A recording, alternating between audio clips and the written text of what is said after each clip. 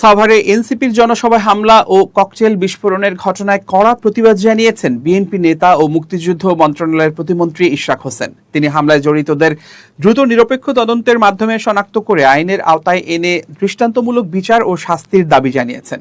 ৭ জুলাই রাত ৩:৩০টার দিকে নিজের ফেসবুক আইডিতে দেয়া এক পোস্টে তিনি এই দাবি জানান। ইশরাক হোসেন লিখেছেন, এই ধরনের ঘটনা আমাদের রাজনীতির জন্য একটি কালো অধ্যায়। এই ধরনের সহিংসতা রাজনীতিকে ধ্বংস করে দিতে পারে, আর রাজনীতি ধ্বংস হলে দেশ ও জাতি চরম সংকটের মুখে পড়বে, যা শেষ পর্যন্ত স্বাধীন বাংলাদেশের অস্তিত্বকেও বিপন্ন করতে পারে।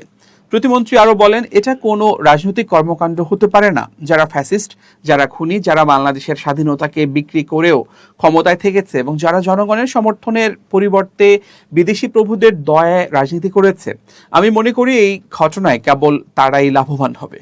তিনি বলেন, ওই অপশক্তির রয়ে যাওয়া উচ্ছিষ্ট অংশ এবং তাদের আশ্রয়দাতাদের দ্রুত নিষ্ক্রিয় করা বর্তমানে বাংলাদেশের নিরাপত্তার জন্য সবচেয়ে জরুরি। আমি এই ঘটনার সঙ্গে জড়িতদের দ্রুত ও নিরপেক্ষ তদন্তের মাধ্যমে শনাক্ত করে আইনের আওতায় এনে দৃষ্টান্তমূলক বিচার ও শাস্তির দাবি জানাচ্ছি।